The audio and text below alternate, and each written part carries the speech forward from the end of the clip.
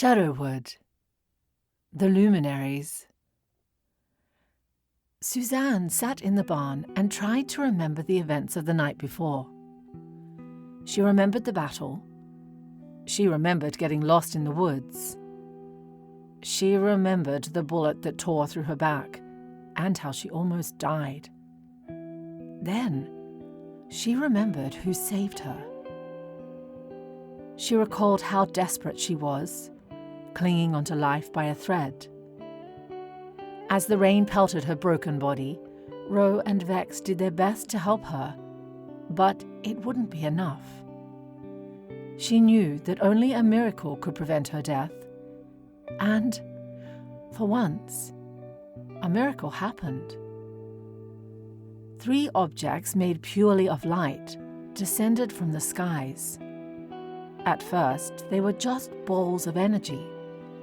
They circled Suzanne as if they were scanning her before they merged together into a single, faceless, humanoid form. "Do not be afraid," it spoke. Its voice was comforting, beautiful. Suzanne wasn't religious, but as the blood soaked through her clothes and onto the already red mottled grass, she genuinely believed that what she was seeing was Angel. "I can cleanse you of your suffering, Suzanne. I can heal your wounds, save your life. I can give you the gift of continued existence. All you need to do is accept. Do you accept my gift?" "Yes, I accept." A stream of light poured from its hands and engulfed Suzanne. She could feel shrapnel being painlessly removed.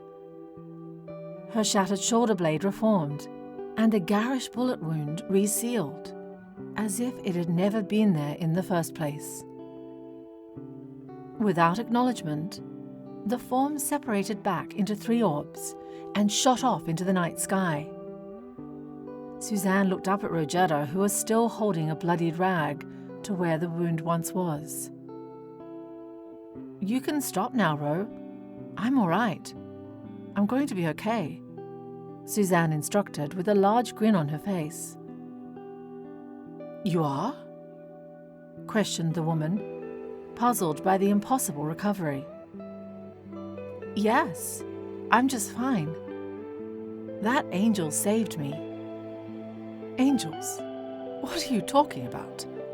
You were injured and now you're not, which is brilliant, obviously, but I have no idea how it happened.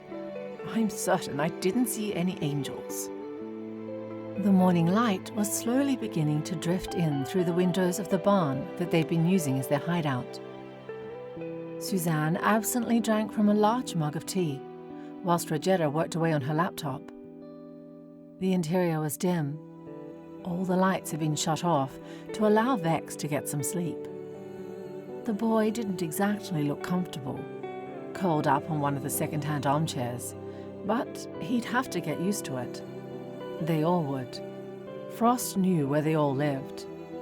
After last night's events, it was likely that they believed the 3 of them to be dead, but they weren't going to risk it. From now on, Suzanne, Ro, and Vex were fugitives, hoping that one day their rift monitor would detect an entrance to Suzanne's world. Despite how much they all wanted it, that day hadn't come yet. Rogetta walked from her worktop and sat herself on one of the armchairs, placing a pile of notes on the table. "How are you feeling?" she asked, speaking softly as to not wake the boy in the chair across from her. "Perfectly fine. I keep checking my back, thinking that the wound's going to somehow return, but it's completely normal. It's like last night never even happened. God, I was so scared, Ro. I really thought I was going to die. Then the angel rescued me. He didn't ask for anything in return. Didn't let anyone else see him. He didn't even give me time to thank him." You may get the chance to soon. I scanned your biodata.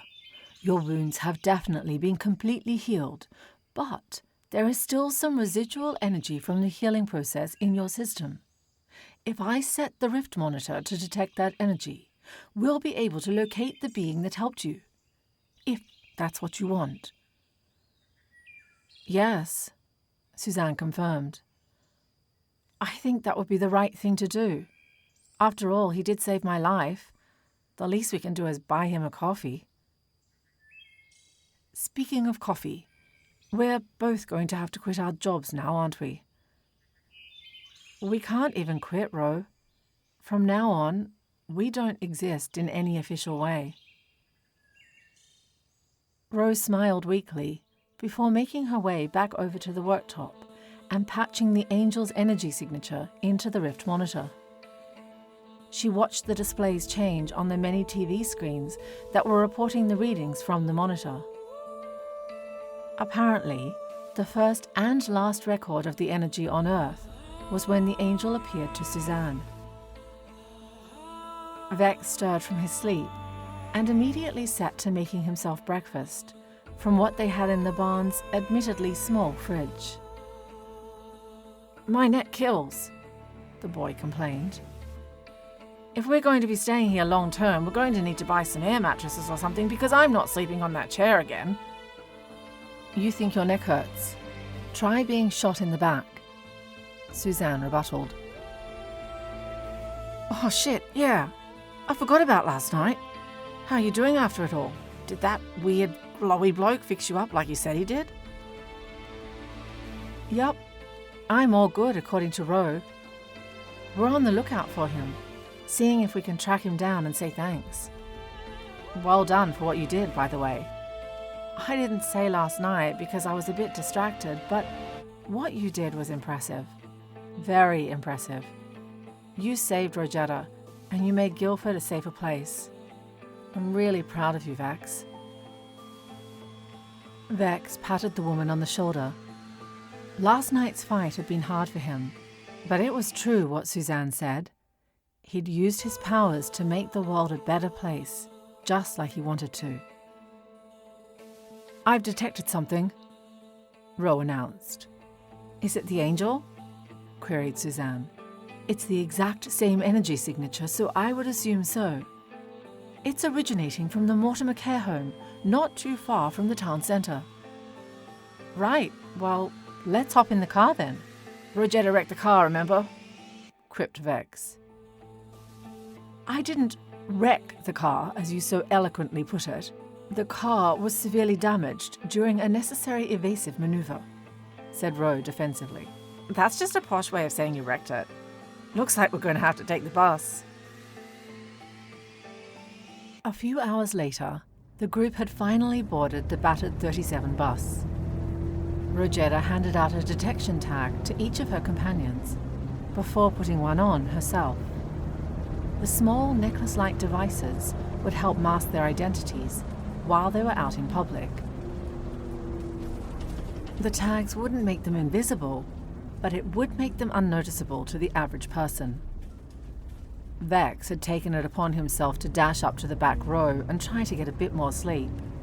Apparently, lying across the rigid, worse-for-wear bus seats was somehow more comfortable than sleeping in the large armchair in the barn. At the speed this thing is going, the angel will probably have sorted off somewhere else by the time we get there. Bloody public transport, complained Suzanne. Why do you insist on referring to it as an angel? Inquired Ro. Well, you know, a man made of light who goes around helping people using some sort of magic. Sounds like an angel to me. He certainly wasn't like any alien I've ever met. Any sufficiently advanced technology is indistinguishable from magic, Suzanne. It's just as likely that he's from an exceptionally advanced civilization rather than from some spiritual origin. Besides, I didn't think you believed in that sort of thing. Well, I don't know. I used to work for an agency that fought off evil creatures from space, and now I'm trapped in another universe. I'm pretty open-minded these days. Distant chants faded into earshot. At first, it was only faint, but then they completely drowned out the sputtering engines of the bus, forcing Vex out of his nap. Squinting out the window, he saw the source of the chanting. Hundreds of people crowding around the care home they were planning on visiting. Many of them had placards and megaphones. It was a protest. "What's all this about?" asked the boy, as they stepped off the bus and into the hordes. "I'm not sure," Rosetta shouted over the incoherent cries. Red alerts fired off in Vex's head when he saw the logo of Earth First, England's largest alien hate group, sewed onto the jackets of many of the protesters. Looking up at one of the homemade signs, he figured out what this protest was all about.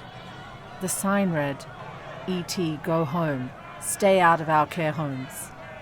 As they pushed further and further through the masses, they found that the protesters had been blocked from entering the care home by 2 large gates. A few men were attempting to scale them, without success. Using their detection tags, the 3 managed to slip in through a delivery entrance. Once inside, they were met with surprisingly pleasant conditions. The walls were lined with framed photographs telling the entire history of Guildford since the invention of the camera. Blue-robed nurses went from room to room, making sure that the elderly residents, both human and alien alike, remained calm despite the encroaching protesters who were becoming more unruly by the second. From her portable tracker, Rosetta could tell that the energy had depleted significantly since they had left the barn, but there was still some remaining in the building. The aim now was to locate the origin of the energy and hope to get a clue as to where the angel was, without being noticed. The achievement of the latter objective became more unlikely when one of the assistants caught Suzanne's attention. It appeared that Suzanne's co-worker from the cafe, Olivia, was now volunteering at the care home. Despite trying to dash around a corner, Olivia couldn't be avoided. When they became fugitives, the group decided to stay near Guildford so they could at least have some connection to their former lives. But that meant even tiny interactions with anyone they were acquainted with put them at risk. If someone said the wrong thing to the wrong person, Frost would know that they were still alive. "Suze, what are you doing here?" Olivia inquired. Just visiting a family member," answered Suzanne briefly, hoping to escape as quickly as possible. "Oh, really? Who are you here to see? I volunteer here on the weekends, so I know everyone. I'm about to go home, but I don't mind staying behind to help you." Before Suzanne had to think of an excuse, a brick flew from the outside crowds and in through a nearby window, coincidentally bound for Olivia's head. Almost as a reflex, Vex drew energy from his surroundings and channeled it out of his hand as a bolt of power, rendering the brick little more than dust. "Oh my God!" exclaimed Olivia, staring at Vex in complete shock. "I know who you are. I know who you all are." "You have us mistaken for someone else," Rosetta dismissed. "No, I haven't. I've seen videos of him using his powers against Frost before. There've been stories about you lot going around on forums and things. Just 3 people standing up to Frost, taking down the Rift Raiders. You guys are heroes. You're part of the reason I started volunteering here. I mean, I've always tried to help out the aliens living in Guildford, but once I saw what you 3 were up to, I was inspired to try and help make more change. To be honest, I'm surprised I never realized that you were involved, Suze. Looking back now, it seems so obvious. Although, I've seen some things, not many, but some, saying that you all died. They say there was a big fight on the outskirts of town between you and Frost. It cost you your lives. I didn't believe it, though. I knew you'd make it out." "I suppose there's no way of getting out of this, is there?" "All right, those people you mentioned are us," admitted Suzanne. "I knew it!" "But you're not going to tell anyone that we're still alive. Those stories going around about us are keeping us safe. You can't mention this to anyone. Not the people on the internet, not your friends, not your family, and certainly not to Reg from work. I know I can trust you. Yes, of course you can. So, what are you really doing here? We're pursuing an unusual energy signature. The being that released that energy was here a few hours ago. Hopefully, we should be able to gather some evidence as to the being's whereabouts, answered Rogetta. Well, feel free to ask around. Just be gentle with everyone. The protesters really shook things up around here. Rogetta nodded and followed the data from her scanner to help find what remained of the residual energy. The others tagged along not far behind her. Thanks for blowing up that brick. No biggie. I'm honestly shocked that anyone in that crowd was sober enough to aim so well, joked Vex. Olivia giggled, and soon the two were deep in conversation. Not about aliens or evil organizations, just ordinary teenage gossip. Suzanne realized how nice it was to see him acting like a normal kid for once. When they walked into the living room of the care home, they saw a diverse crowd of earthly and extraterrestrial residents surrounding a table playing a game of cards. The unusually uplifting display of unity looked almost as if it was happening despite the hate-filled hordes that were only a few meters away from the room's large windows, the curtains of which were now being drawn, and music playing in the hopes of obscuring the growing mob. Rogetta's scanner began to pulse with light, clearly pointing to the energy source. An elderly woman sat in the corner, staring up at the ceiling. Her. She's the point of origin, declared Rogetta. What Rogetta means is, would it be all right if we had a chat with her? Suzanne chimed in. I'm not sure, Olivia explained. She doesn't say much anymore. Late-stage dementia, bless her. The lady alertly took her eyes from the ceiling and turned to smile at the group of people discussing her. What are you talking about? Of course, you can come and talk to me. I haven't had a visitor in ages. Olivia was frozen in confusion. She hadn't heard this woman say more than a few sentences in the month and a half she'd been volunteering at the home, and now she was eager to make conversation. It was fantastic, but it was also impossible. Julie, you're okay?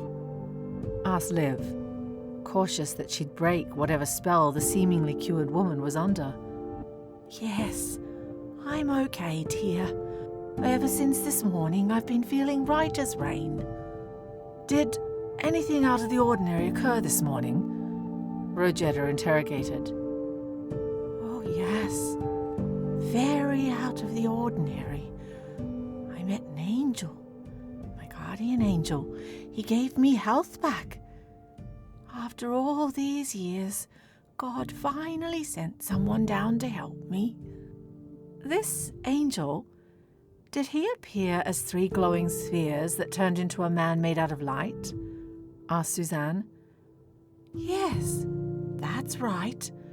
Have you met him too?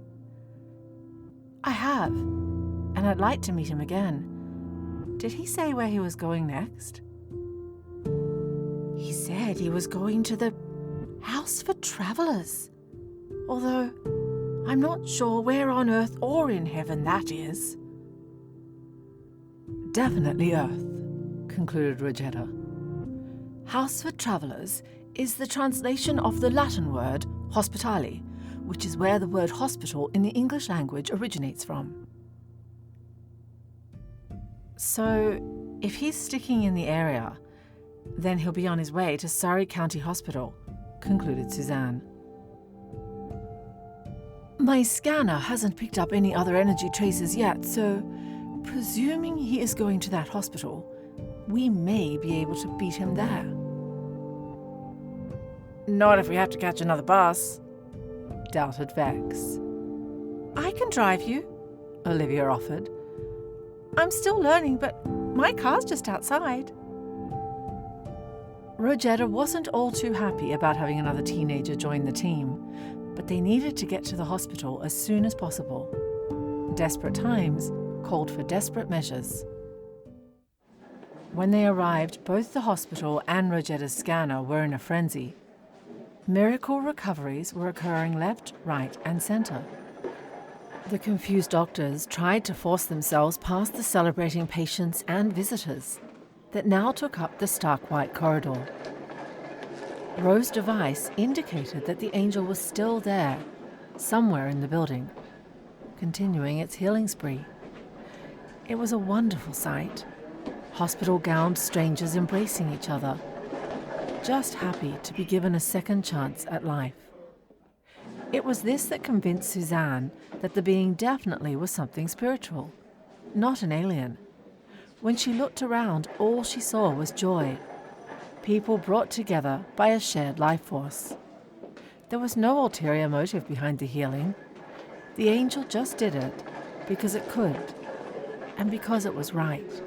The scanner pointed to the entrance of one of the waiting rooms, showing that that was where the energy was at its highest power. Not that Suzanne needed the device to tell her, as she could see the bright golden light emanating from behind the door. The angel floated in the center of the room, luminescence pouring from its fingertips and into several patients. It was obvious that only the ones it was healing were aware of the angel's presence. "Suzanne Berry," the being observed, smiling at her despite its lack of a face. It was then when the angel decided to show itself to all in the room, evoking various responses. It was at this point when a thought dawned on Vex. If an alien or some other powerful being was zipping about Guildford, leaving behind a trail of easily detectable energy, where the hell were Frost? Surely they would have arrived by now to put an end to all this. Suzanne, almost overwhelmed by the sheer power of the angel, began to converse with the creature that saved her. "Yes, it's me. You saved my life, saved all these people, and I want to know why," interrupted Rogetta, her tone of voice revealing her distrust of the near-omnipotent being. "I am here to save the creatures of Earth. From what? From death? From illness? Why are you saying it like that's a bad thing?" questioned Olivia, with Suzanne backing her up. "You need not dispute with one another," clarified the angel. "I shall explain all. There is something coming through the rift. When it arrives, it shall cause great chaos. Many powers shall try to benefit from this chaos. But these powers shall be too hasty, too naive. In their efforts to gain control, they shall disrupt a force beyond their comprehension, and, with the planet left without its protectors, this Earth shall fall back into the darkness. I wish to save the inhabitants of this planet from the darkness." "How do you know all this is going to happen?" asked Suzanne. "My species is infinitely more advanced than those inhabiting Earth. Many eons ago, we were once flesh and blood, but we have advanced beyond carbon-based life. Once we became energy, our minds were exposed to entirely new planes of knowledge. It was at that point we became known throughout the cosmos as the Luminaries. With our newly gained knowledge, we were able to construct sentient machines that mapped the history of every object in every possible universe. It is the data from one of our timekeeper devices that tells me that, should the temporal flow of this world continue in its current direction, this planet will surely be destroyed. As much as I appreciate what you're doing, I don't know how healing a few hundred people is going to stop the end of the world. This is only the first step of the first phase of our plan. I am but one of the many luminaries that shall be coming to your world. If healing people was the first step, what's the second? This, the luminary announced, as it reached its hands outwards, emitting waves of light bathing everyone in the room. All those who had been healed, including Suzanne, fell to the floor and began violently shaking. Are they having seizures or something? Reasoned Vex.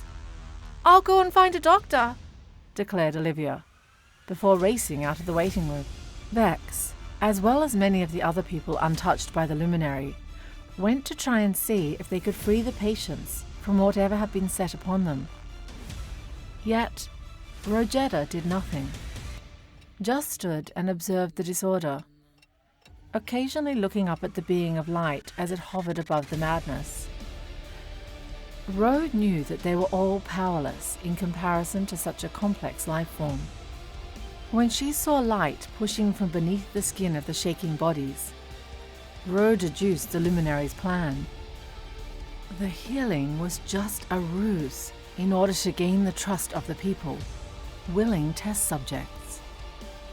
During the process, the luminary would have contaminated the subject with a small particle or two of its energy, what Ro believed at first just to be residual from the healing. It was this energy that had been activated by the waves of light, and was now being used to convert humans into new luminaries. The only option this hyper-intelligent being could decipher to save the people of Earth was to destroy their very essence and convert them into luminaries. Soon, half of the people in the waiting room had become orbs of light, leaving behind no evidence of their former selves. The room erupted into an ecstasy of tears and uncertainty. If Suzanne was still around, she would have comforted these people, told them that everything would be okay. But Rogetta didn't have the time to take her place. Suzanne was gone, and Ro was going to do something to reverse that. She had to. In her mind, she went through thousands of calculations, hundreds of situations, but she couldn't figure out a way to change what had been done. Even to her, the science of the luminaries was incomprehensible. She didn't have long to ponder. Within seconds of forming, the orbs, led by the luminary, launched themselves through the walls and out of the hospital. The wailing from those who had just lost their loved ones verged on unbearable. She couldn't do anything for these people emotionally, but she would dedicate herself to the return of the converted innocents.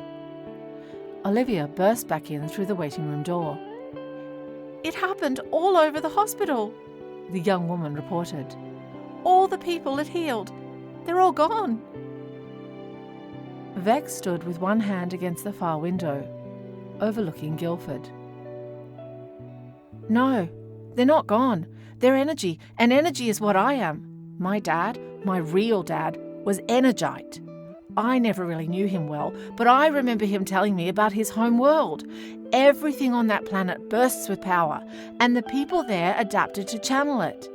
That's why I can do the things I can do. It got to the point where these Energites were so powerful they didn't even need to talk. They could just sense each other's feelings through the energy. Well, I can sense them, the people we lost. All of them. They're not gone. Rogetta's scanner suddenly leapt into action again. Vex, you're absolutely right, stated Ro. I've detected a massive power spike at the cathedral. Let's go then, Olivia called, grasping her car keys and holding the door open for the others. As Olivia's car pulled up outside the towering red brick cathedral, its extensive windows crawling along the sides of the building, Rogetta was still doing calculations in her head. The luminary's science was complicated, but it was still science. There were rules and regulations. They still had to abide by the laws of reality. Ro was determined that everything that was happening could be understood. It was clear that the rumors of a healing angel had spread throughout town. The worn church pews were occupied by the biggest congregation they'd had in years. Balls of light that were once people patrolled high above the gathering. The Luminaries' presence indicated that, satisfied with the initial conversions, the second phase of the plan had begun. Soon, these people would willingly hand themselves over to the Luminary. Then more and more congregations would be taken. Eventually, the Luminary would think of some other way of tricking people into trusting it, at which point all of Guildford would be converted, and then all the world. All intelligent life would be saved, but everything that made life worth living, art, culture, boring conversations on a Sunday afternoon, all of it would be gone. Stood near the altar was no priest. Instead, it was Suzanne, returned to her human form, but with the light of the Luminaries burning behind her eyes. "Accept the angel into your life," she preached. "When he arrives, you must allow him to engulf your soul. Only when you let him in will you be saved. With the guidance of the angel, this world will be delivered from the darkness, and we shall live as angels too, with life everlasting." Whilst many amongst them saw this service as a spiritual phenomenon, proof of something beyond death, Rogetta saw it as her way of winning. Suddenly, all of her calculations made sense. If the Luminary managed to convert Suzanne back into being human, then it meant that whatever reaction that turned people into Luminaries was reversible. If the transformation of human converts could be undone, then surely the original Luminary could also be changed back to its original form, and Rogetta had a good idea on how she could do it. "Stop this nonsense!" demanded Ro, stealing the attention away from Suzanne's speech. "Whatever faith you may have is being manipulated. There are no angels here, only an advanced alien dedicated to expanding its species." The spheres orbited around Suzanne, creating a gravitational pull powerful enough to sustain her weight, lifting her into the air over the multitudes of people. The light behind the woman's eyes burned brighter than before, to the point where it forsook its golden glow and became too intense to look at. "I am here to save you all!" she shrieked. "Your world shall be torn apart by conflict and greed. By allowing you to ascend into Luminaries, I am imparting upon you the ultimate kindness. I am trying to give you life. I am done accommodating to your childish needs. You shall become like me, and there's nothing you can do to stop it." The Luminary claimed through Suzanne's mouth. Rogetta simply smirked. She knew she'd won. "But there is something I can do. You've shown me that the conversion process is reversible, and that's made me far more dangerous than you thought I was." "The process would require immeasurable amounts of energy." It was at this point when Vex grinned and stepped forward. "Unmeasurable amounts of energy is my middle name." The orbs slowly began to descend and morph back into their original forms. The Luminary exited Suzanne's body. It knew it was beaten. Rogetta and Vex rushed towards Suzanne, who was left unconscious by the experience. "By rejecting me, you have doomed your world," announced the Luminary, who had reverted into its three-sphere configuration. It prepared to launch itself back into the rift, in the hopes of seeking different worlds to convert, when Olivia spoke. "No, wait!" she demanded of the being. "You said that we would end our world without you. Well, why don't you stay? Surely you can teach us to be better without taking away what makes us unique." The spheres were silent for a moment, before bellowing, "How would that benefit me?" Rowan Vex helped Suzanne up so she could speak. "You've been inside my head, Luminary. I felt you looking around in there. If you saw anything from the summer of 2006, trust me, it's not what it looks like. But while you were in my mind, I took a sneaky peek into yours. I see how much your species values knowledge and finding different ways of thinking. And the best way of finding new perspectives on the universe is by talking to people. There are billions of people from hundreds of planets on this world alone. By talking and understanding, you'd find out amazing things. Things you'd lose if you made us all like you. Surely all that is worth keeping us around for, eh?" The spheres were silent once more, considering her proposal. "Perhaps," the luminary muttered. "Perhaps I should—" The being was cut off by a large explosion at the front of the cathedral, causing segments of the roof to cave in, plunging the room into darkness and covering the place in dust. The only light came from the three orbs of the luminary. "Is everyone all right?" Suzanne half shouted, half choked. The frightened yet unharmed crowds responded that they were. A second light penetrated the black. A side door had been opened, and many armed men dressed in white suits stepped in. Vex had wondered where Frost was, and now he had his answer. They were right behind them all this time. "Everyone must evacuate the building immediately. Failure to comply will be met with lethal force," barked one of the Frost agents. Vex began to channel energy into his palms, but Suzanne stopped him. If they fought the agents, then Frost would know they were still alive, and there's no way they could take on that many operatives and win. They had no choice but to leave with the rest of the helpless people. Half an hour later, the four stood, cloaked in night, wind grasping at their coats, looking down upon the cathedral, trying to make out the events unfolding indoors. The building's large windows were rapidly lighting up and darkening, casting a strobe-like effect out onto the neighboring houses. There was sort of a fight going on indoors. Perhaps Frost had forged some sort of energy weapon that could be used against the luminary. They'd never know for sure. Then the windows were solidly illuminated with no interrupting black. Just pure light.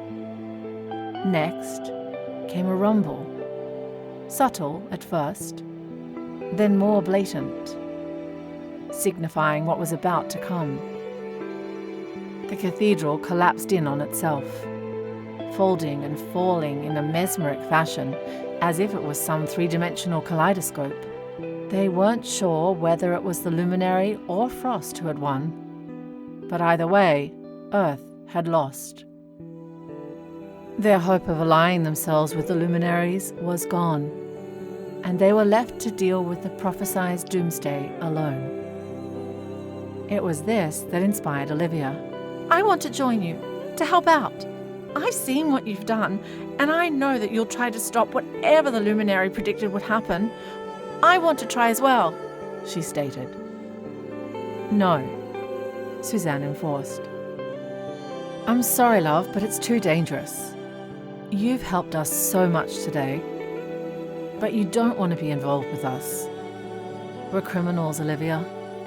The only reason we're not on the run is because Frost thinks we're dead. You don't want to live like that. At least let me give you a lift back to the barn. The girl pleaded. It's all right. We'll take the bus. You're a good person. Really good. Now forget that this ever happened. Ro and Suzanne disappeared into the dark, but Vex remained. Look, I know it sounds harsh, but it's for your own good, Vex comforted. I didn't realize what I was missing out on until I met you. Living a normal life, having normal friends, doing normal things, that's far better than what I'm doing. I didn't have a choice when I ran away, but you do. You should stay here, in the real world. I'll see you around, Liv. Hang on, she said, before pinning a small badge that showed Earth is a home for all onto Vex's leather jacket. When this is all over, we should hang out sometime. Vex agreed, before walking off into the darkness himself. Olivia sat down in the grass and stared at the fallen landmark. Little did she know that a woman in a long black duster was staring back.